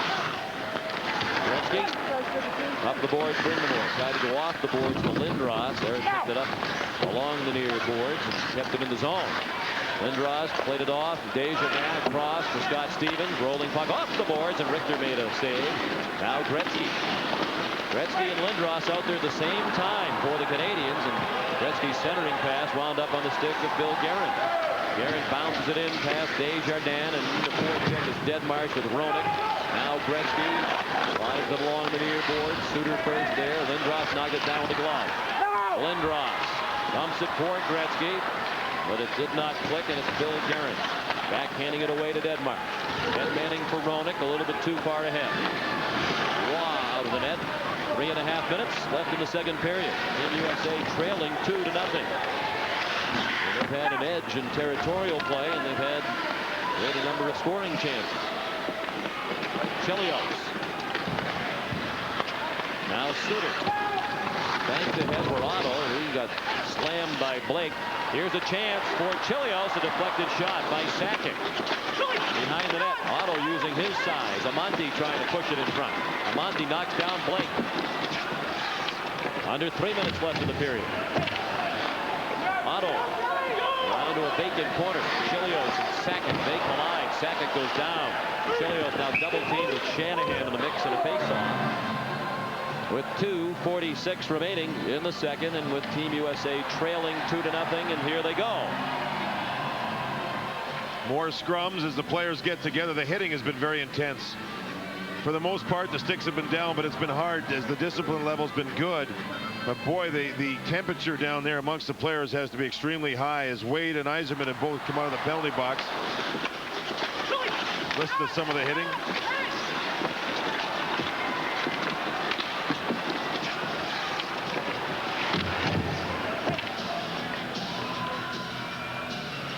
Glad I'm up here. Canada slight edge in hits delivered. USA the edge in shots on goal 20-15, and in scoring chances 12-7 in favor of the USA. Canada has not allowed a second period goal so far in the tournament. Under 3 minutes to go here in the second. I've been impressed with the Team USA forwards here in the second, getting the down low work, Sean, down low around Patrick Waugh. They have gotten to a lot of loose pucks. But when they get through and they start to take the shots, there's been a lot of shots blocked. And you mentioned the shots, but there's been a lot blocked too. Puck won off the draw by the Americans with the pass back to the point. Split Schneider and Kevin Hatcher. Puck high in the air and down to McDonough. Side of the circle, pestered by the stick of Pronger. And Langenbrunner upended Neuendijk. Here's a chance for McDonough. Kachuk, Langenbrunner taken down. American bench wanted a call. There is none. Free puck. McDonough stopped by Waugh. Lifted to the glass by Pronger.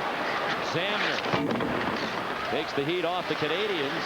Matthew Schneider took it down. There's another shift. Team USA doing everything they possibly can, trying to draw penalties, trying to get offense, winning loose pucks. Schneider's long pass to Kachuk was deflected. Keith managed to take it in the zone, and he moved away from Pronger. Kevin Hatcher down low to McDonough. Hatcher a one-timer blocked by Primeau. Loose puck scooped up by Keith Primeau. Now a 2-on-2. Sakic with Fleury. Off for Theron Fleury. His drive. Rebound and an easy goal for Sakic. So the Americans are dominating territorially, and the Canadians keep counterattacking with success.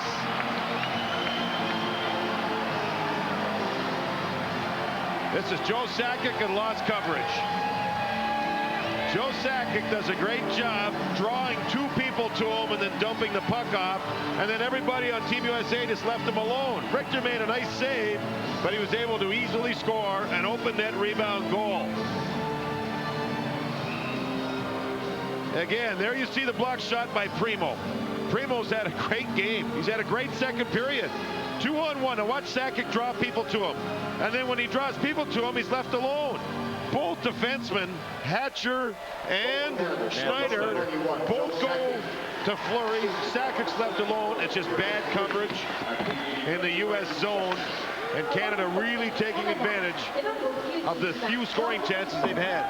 Matthew Schneider's been part of a couple of notable breakdowns in this tournament on defense for the United States. Here's Lindros trying to work into the circle. He was held up by Doug Wade. Deep, heads up. Has to be very frustrating for the Americans with the edge in play territorially. More shots, better scoring chances, but Patrick Waugh has been magnificent. And Canada's had some great chances on counterattacking plays. 1 minute left in the period. This 3-0 lead looks huge given the way Waugh is playing. Lindros shot it right into the midsection of Richter. It actually deflected down underneath Mike's pad around the knee. The other thing is Keith Primeau, the Carolina Hurricanes, playing in Greensboro right now before they move to play in Raleigh. He has had a sensational period here. He's been involved on everything. He blocked the point shot that led to the breakout, but still it ended up a 2-on-2 there. And when you're 2-on-2, you've got to stay with a man. Team Canada's quickness in the offensive zone. Fleury with the shot. Sakic going to the net without the puck. Bang, empty net goal. But Canada really has taken advantage of their scoring chances.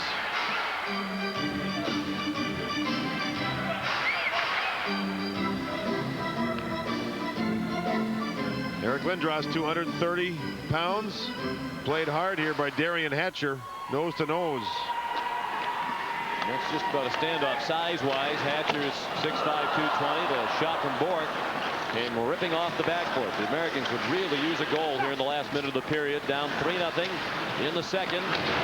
Roenick checked off the puck behind the net by Blake. Steve Yzerman.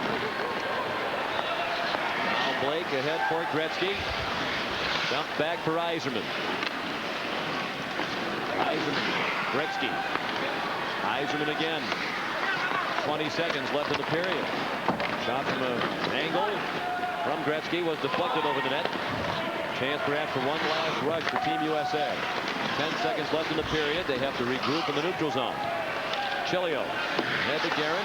Hey, right, team. Canada will take a 3-0 lead to the third period.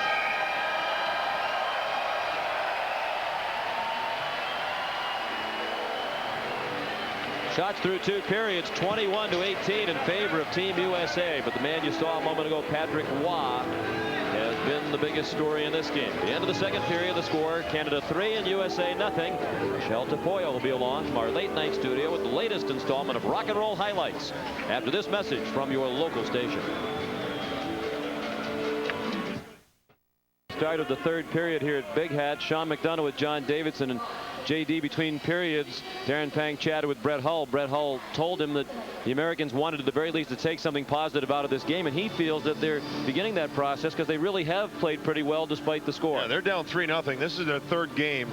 I think this is the best game they've played by far. They're down 3-0, yes, but I think they've outplayed Canada in many stretches of the game. Canada's been a better team as far as the opportunities going their way and thinking about offense, you know, with a shorthanded goal. But still, you know, this is a tournament where you want to build on and get ready for your next round. I think this guy's been the best Canadian player aside from Patrick Roy, and that's Keith Primeau. Slight edge for Team USA in shots.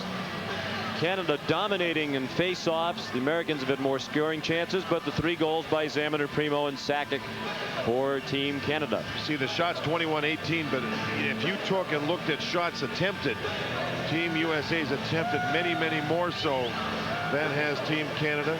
So, yeah, I think Team Canada's done well with some of their players. Patrick Roy in particular, Keith Primeau, Rob Blake's had a strong game. But Team USA's played the best game of their tournament, even though they're down by 3. Well, now it seems almost impossible for Team USA to be the #1 team in this pool. They had to win by at least 3 goals. That is, of course, assuming that Sweden wins today against Belarus, as Sweden should. The only American chance to finish in first place in the pool would have been to win this game by 3 goals.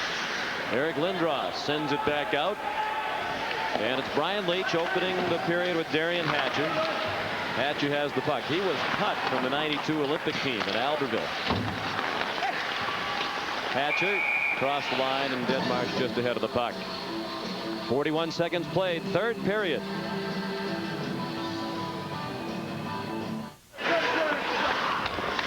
Play on to the American end.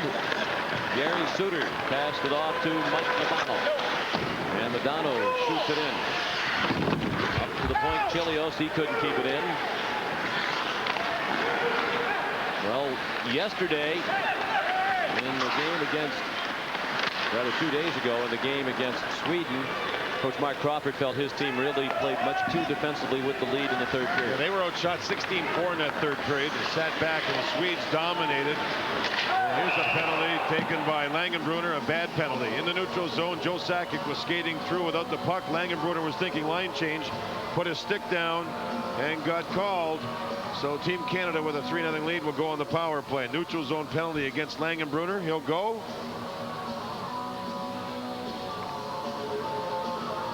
Off for interference at 1:22 of the third. Take a look at the penalty itself.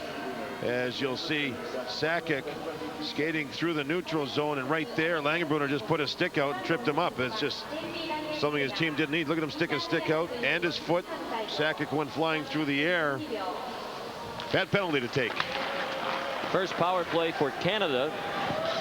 You would think, given that fact in the third period, after the game, they might do some griping, if anybody was going to, about the officiating. But at the moment, it seems it'll be the Americans who have to beat, certainly on the second goal, and also about some of their offensive possessions when they buzzed around Patrick Roy, and players were tackled and cross-checked out in front, and that went uncalled. At the line, McInnes. Now Sakic. Down low, poked away by Darian Hatcher. We make that point because here in the Olympics, those sorts of things have been called very tightly throughout. They weren't in that last period. Well, they've been very, very tight with any cross-check, stick work whatsoever. This one's been a lot more liberal. Wayne Gretzky winds up. Richter the save. Kicked toward the net by Shanahan and then cleared out. Picking down to 1 minute left on the power play. Mark Recchi forced back by the forechecking Pat LaFontaine. Recchi, the leading scorer for the Montreal Canadiens this season. Fleury into the zone. Back for Recchi. Recchi fanned, kept the puck, and wound up passing to Fleury. Now Ray Bourque, a drive right on, and the stop made by Richter. 17 minutes, 15 seconds remaining. Don't play overtime in this round. 3-0. Canada has the lead. One-on-one Roenick working on Rob Blake. Roenick spin to the backhand for the shot right on Waugh. During an interview between periods, Wayne Gretzky singled out Rob Blake for his strong play in this one. Blake has it, shoots it over the net. Came on to the back of the net. Now Lindros centers. Blake in deep. His shot blocked by a sprawling Roenick. Out of the box comes Langenbrunner. Certainly the Americans down by 3 can't afford to spend any more time in this period shorthanded. Yeah, best scoring chance there went to Jeremy Roenick on that 360 spinorama. Now with the teams changing, Kachuk a chance, but Blake got there quickly to block the shot. Now a centering pass for McDonough. Bouncing puck. Blake couldn't clear it out of the zone. Langenbrunner had it blocked by Blake. And is Blake blocking 2 more shots? It seems like every time USA tries to get a shot, those big defensemen are in the way. Maybe tonight the ice needs to be even bigger for Team USA here. They still can't find room. Well, when they do get through, though, that the 33 standing back there like a wall. McDonough, rink wide, onto the stick of Leclerc. There you go. Stood up by Stevens. There's a heavyweight collision. 15 minutes, 45 seconds left. 3-0 in favor of the Canadians. Examiner had the first goal. Primeau the second. Sakic the third. Steal by Shanahan. He throws it toward the crease. Taken down a Canadian player as he went to the net. And no call from Bill McCreary. That was Yzerman who was pitchforked down. Here comes Yzerman again with Shanahan. That time he fell down as he went to put the brakes on.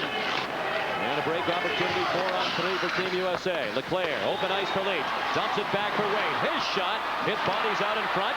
And it's skated away by Yzerman. Patrick Waugh made the stop on that shot by Waite after Leach dumped it back to Doug Waite. And Richter hangs on. Patrick Waugh still stopping everything the Americans are throwing at him.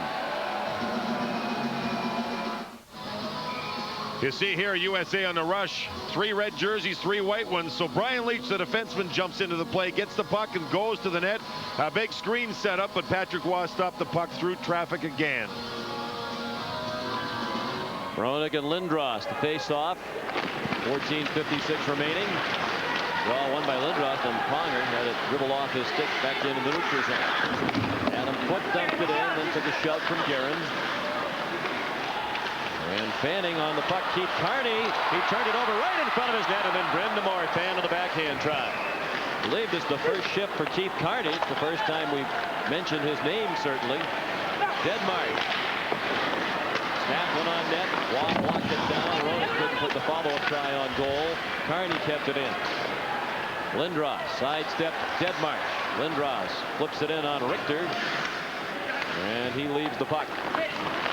For Keith Carney, a native Rhode Islander, played collegiately at the University of Maine. Deadmark for LaFontaine. He was denied by Ray Bourque. Sakic, cross ice for Recchi. Sakic heads for the net. Recchi to Primeau for another goal.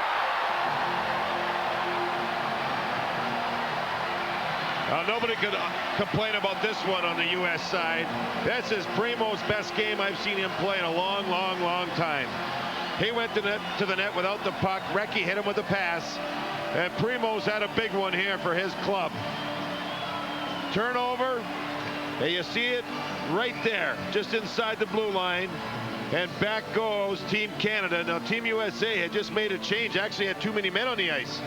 And you can see the bad coverage again on the back check, Sean. Now this is a 3-on-3. You've got to stay with the man without the puck, and the coverage just isn't there.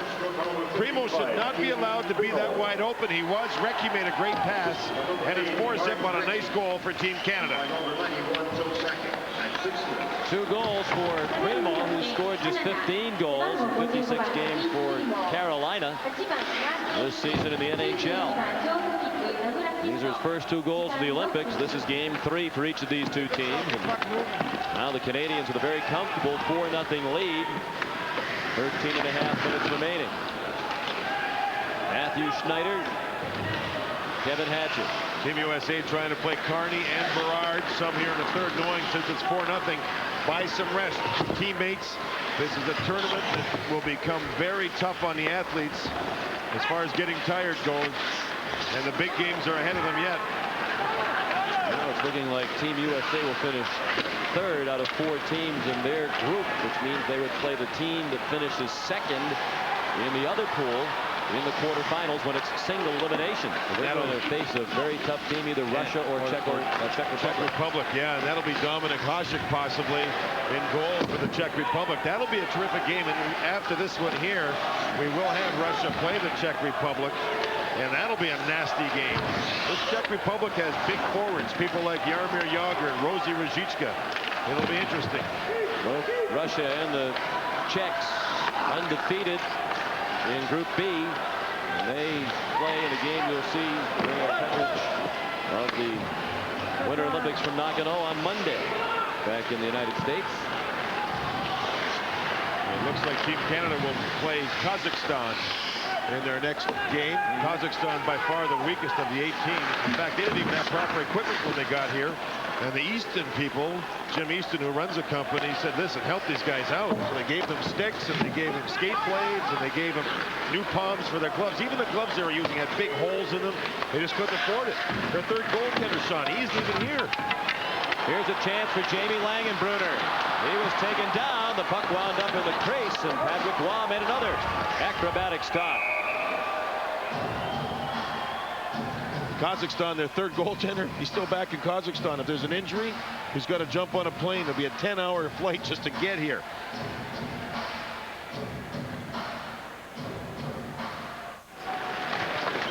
Baggett, Big Hat, Sean McDonough, John Davidson, Darren Pang. Canada has a 4-0 lead. Joe Sakic has a goal and 2 assists tonight for the Canadians. He did not have a point in the first 2 games. The last goal for Canada, Primeau from Recchi and Sakic. 6 minutes even of the third period. Now we're down to 11 minutes, 10 seconds remaining.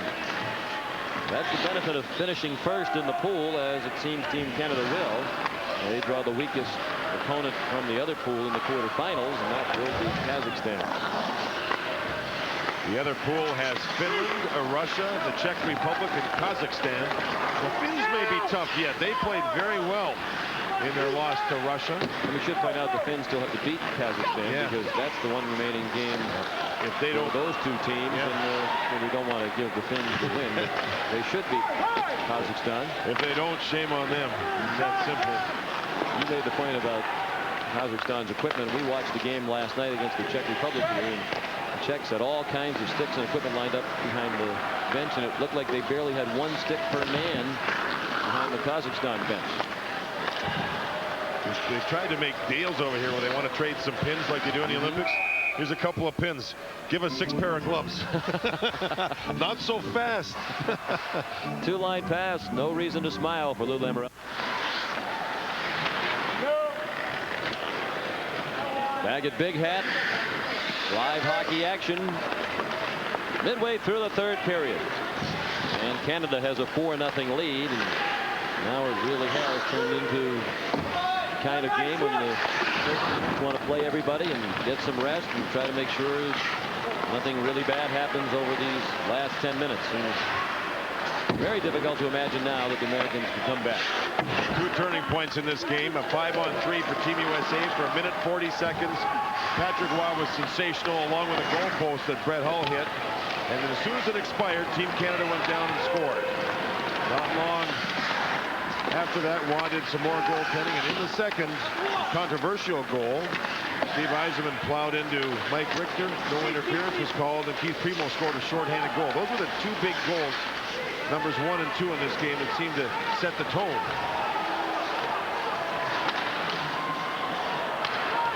Brian Leach in heavy traffic turned the puck over to Joe Nieuwendyk. Rod Brindamore couldn't stop the puck behind the net. Keith Tkachuk badgered by Shane Corson. Darian Hatcher wrapped up by Brindamore. Brindamore, not the biggest player in the National Hockey League, but one of the strongest pound for pound. He was from St. Louis. His teammates used to call him Rod the Bob. He spent so much time in the weight room. Shot right on by Waite and cleared away. Learned all that hard work from his dad. He wasn't a hard-working kid when he started to grow up in British Columbia. His dad said, "Come on, kid, we got to go do some work in the weight room," and he learned to work hard.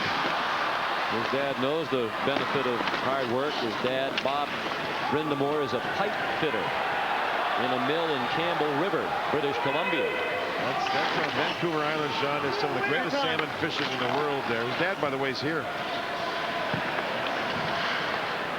8 minutes left.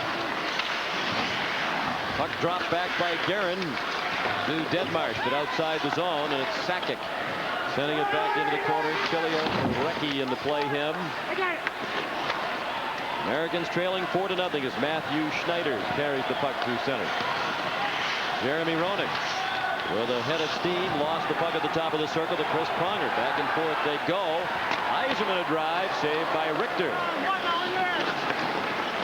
Well, this is going to be another American loss. They'll be 1 and 2 in pool action, but not much to find fault with Mike Richter's play in these 3 games. He's been good. He's been very good. Back in a moment.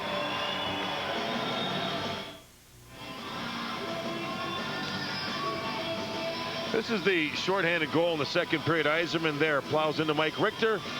Primeau followed up the play. Primeau made a great play just getting up and following up the play. Richter wanted a penalty called, and I think he had a valid argument. No penalty was. Primeau celebrates, and he has had an outstanding game. You know what, Sean? I was just looking at Patrick Roy's goaltending. He stopped 71 of 73 shots so far in the tournament. How about that? That's amazing. About 97% save percentage.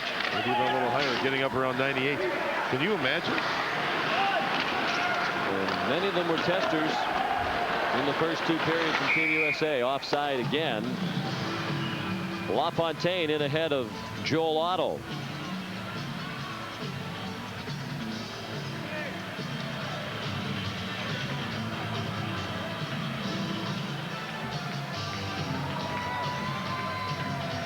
Wayne Gretzky, his wife, the actress, now Janet Gretzky, then Janet Jones when they married back in 1988. She's here. There she is, sitting right beside Ron Brindamore's father. Janet in one of the hotels here in Nagano. Wayne's in the village with the other athletes. Well, these hockey players and all the teams have thoroughly enjoyed the athletes' village. Being able to talk to the other athletes, and the U.S. athletes all kind of bond together. The Canadian athletes, they bond together.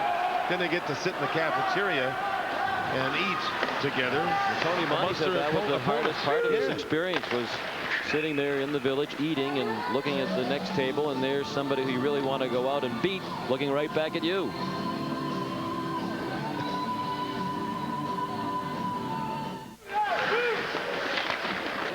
Six and a half minutes remaining.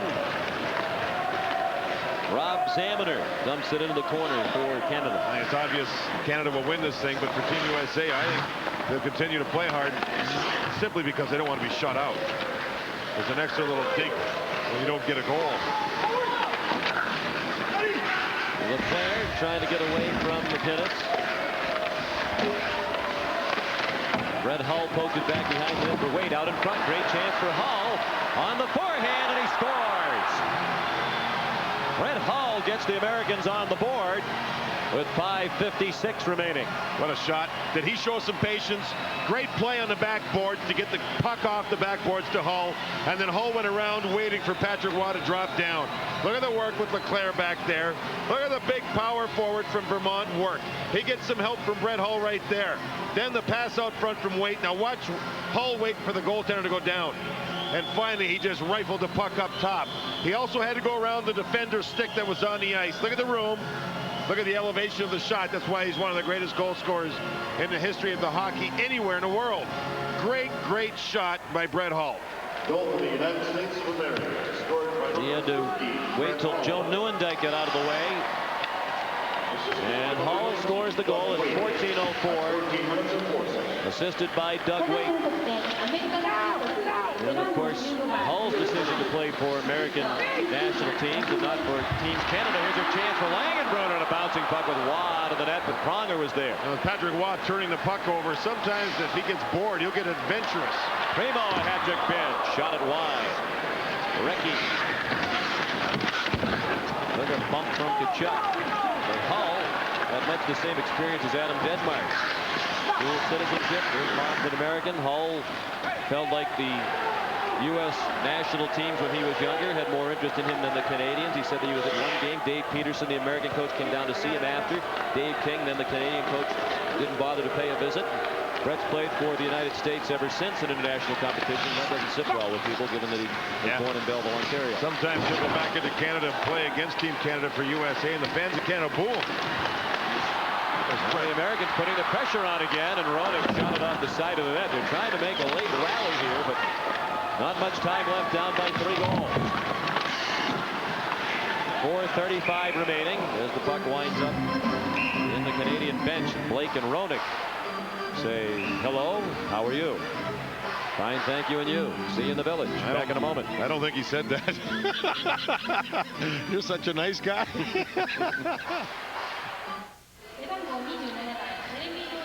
Still good hitting in this game, even though it's late. You can see Berard. Oh, gee. Tkachuk comes in and nails one of the players.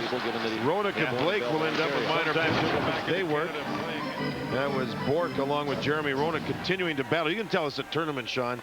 And the players, no matter what the score is, continue to battle all the way through. So we see 4-on-4 action now with 2 players in the box. Matching penalties to Rob Blake and Jeremy Roenick. They're off for roughing at 15:26. Lindros lost it to Hull. Hull just got the Americans on the board a moment ago. Hull crossed the line for Doug Waite. Back to the point that went past Hull. Back to the American line. That goal by Hull, his second of the Olympics. And the clock ticks down to 4 minutes remaining. And 1:25 left in the matching penalty. Leclerc stopped by McInnes. Here comes Primeau again with Sakic. Primeau trying to spin around Hatcher. He did, and the save was made by Richter. 3:45 left.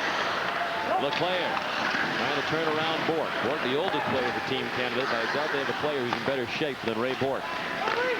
Well known for his conditioning throughout his career. He's averaged better than 30 minutes a game for the Boston Bruins. Still does at age 37. John Leclerc, Ryan Berard, put it on net. Rebound free. Leclerc! He missed the net. And the puck cleared to center ice by Steve Yzerman. Matching minors expire in 40 seconds. And the game ends in 3 minutes and 10 seconds. You know, in assessing this game, Sean, I've been impressed, of course, with Team Canada because they played well since this tournament started. But I've been more impressed with Team USA in this game than I have been with Canada because I think they played their best game by a mile. They've been good on the forecheck. They've had a lot of glorious scoring chances, and Patrick Roy has been there.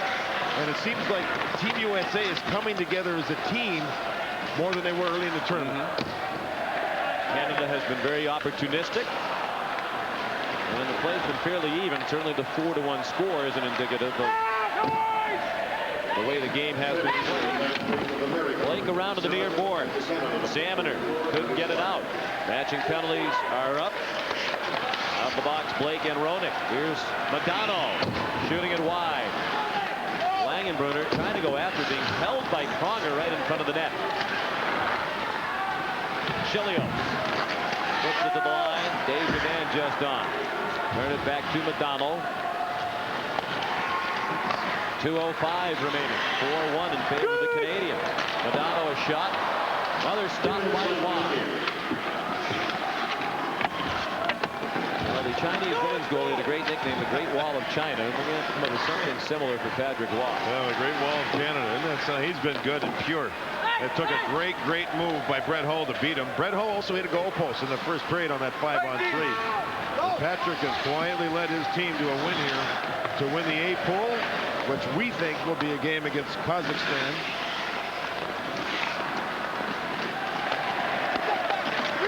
Final minute and a half now.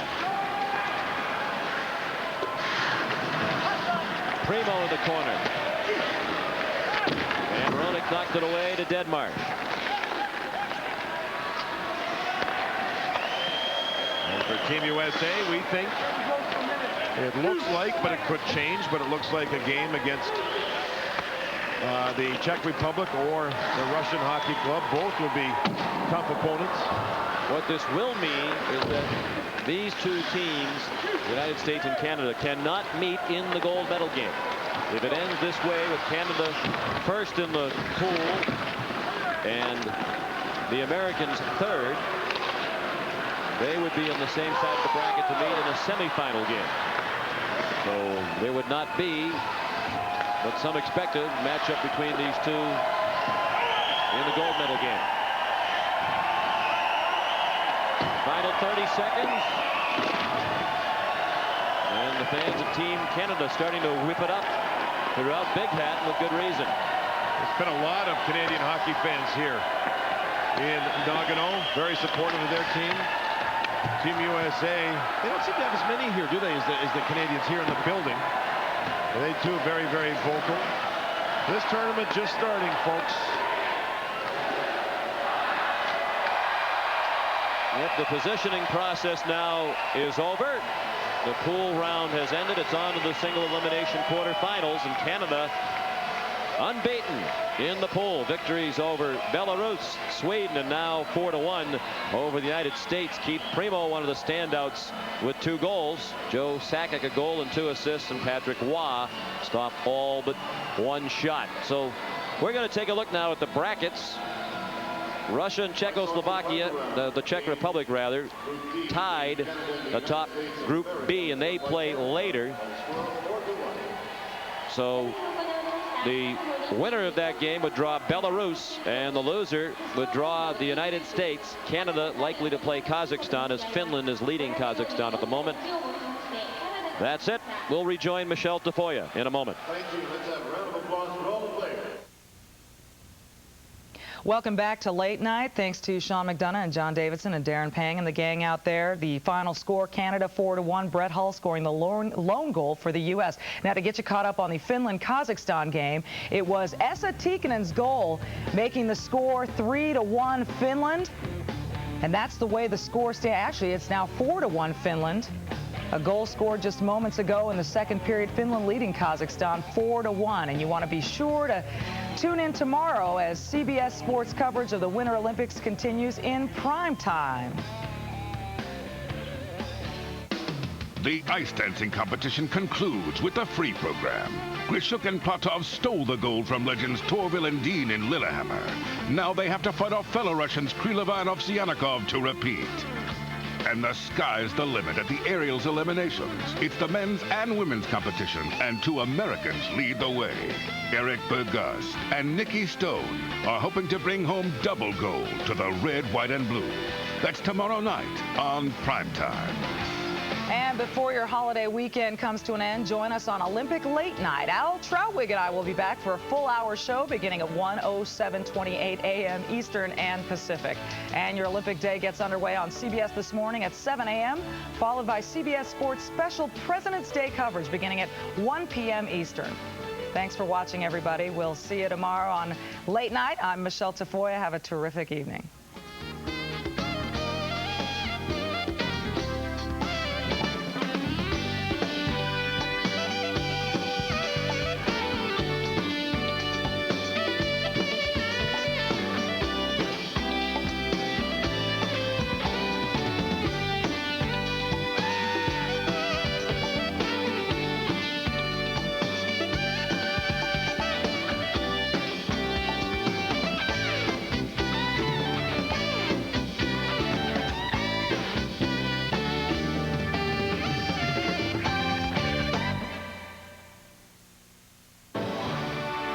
broadcast is presented by authority of the International Olympic Committee and may not be reproduced or retransmitted in any form without the express prior written consent of the International Olympic Committee.